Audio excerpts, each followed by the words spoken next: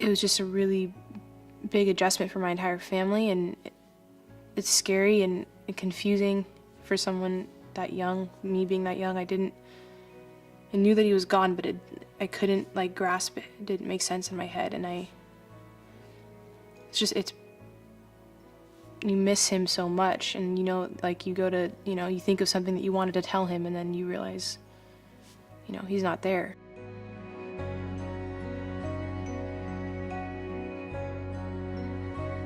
My mom and my dad, they told us that Justin had died, and I just remember, I remember initially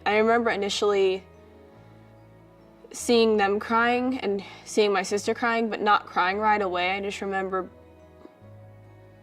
it just not being real yet. And then my first thought was, I was pretty angry for some reason. My first thing was, I think I was just really confused, and my first initial physical reaction that I wanted to do was just run and stomp and just kick the puddle and just run and throw myself in the puddle. And for some reason that's what went through my mind, and then it kind of hit me what was happening, and was pretty upset.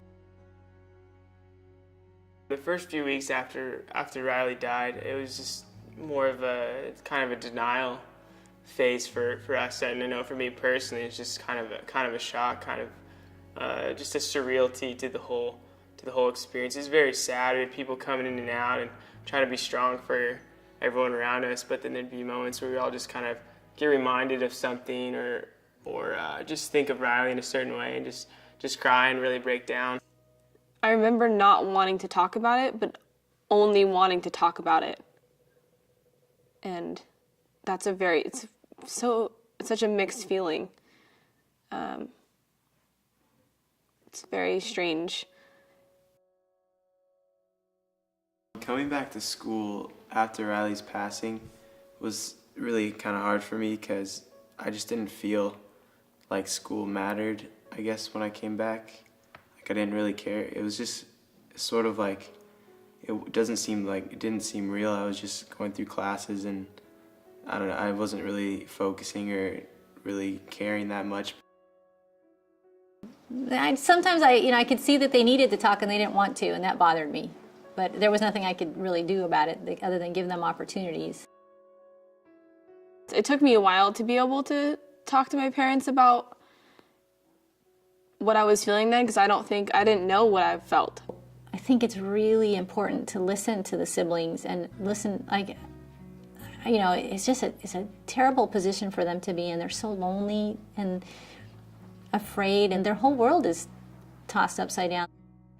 That day, I asked the girls what they wanted to do. They knew that Justin had died. My parents had told them. And when we were outside, I asked them, do you want to see his body? Do you want to have time with his body? And I tried to put it in those words that it wasn't Justin anymore, but it was his body. And they both nodded as they were crying that yes, they wanted to see him. So we went into the ICU where his body, they allowed us to stay there for several hours, and they were able to touch him and see his body and really let the whole reality assimilate into their reality, that this is their brother's body and he's not there anymore. And that was, years later, now that they're adults, they have no regrets about doing that. And I'm very, very thankful that we had the wherewithal to ask them. I think it's just important to ask siblings when they're in these crises, what do you want right now? What do you need right now? How do you want to handle this situation right now? And they'll tell you. We feel closer as a family, I think, than we've ever felt, and it's nice to be able to have all of our family together. And now really, really, over the past few months, the more time that we put in between Riley's passing, the more it's easier for us to have fun together and just really, really enjoy each other's company. I feel very grateful that that my parents have been so open and that they communicate well with each other, and because of their example of communicating with each other, we're able to communicate with each other. Without that, I don't know where things would have been. When talking to the kids about their grief now versus then, I would probably say that then it was more, when I talked to them, it was more of a concern of how they were doing. And now it's more of remembering the good times that we had together as a family. Don't be afraid to communicate what you're feeling with your parents or your other siblings or even friends, if you have close friends that you feel comfortable talking to that about. I think a lot of people, like I've been fortunate enough to have the family that I have where communication about grieving is a very open thing.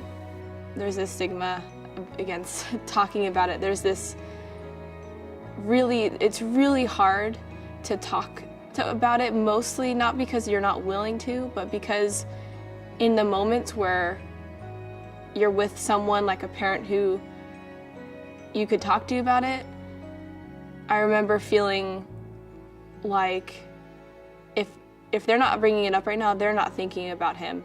And if they're not thinking about him and they're not grieving him right now, I'm not going to bring it up because I don't want to see that. I don't want to be the one to bring that pain on them again. The communication lines were always open.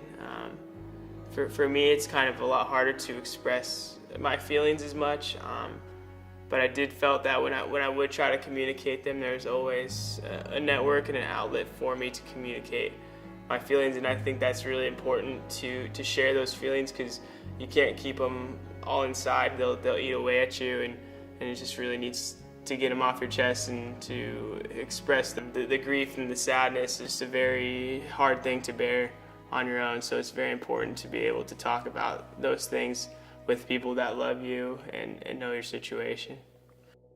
It's a lot easier to grieve with someone than without someone, and I feel very grateful that that my parents have been so open and that they communicate well with each other, and because of their example of communicating with each other, we're able to communicate with each other.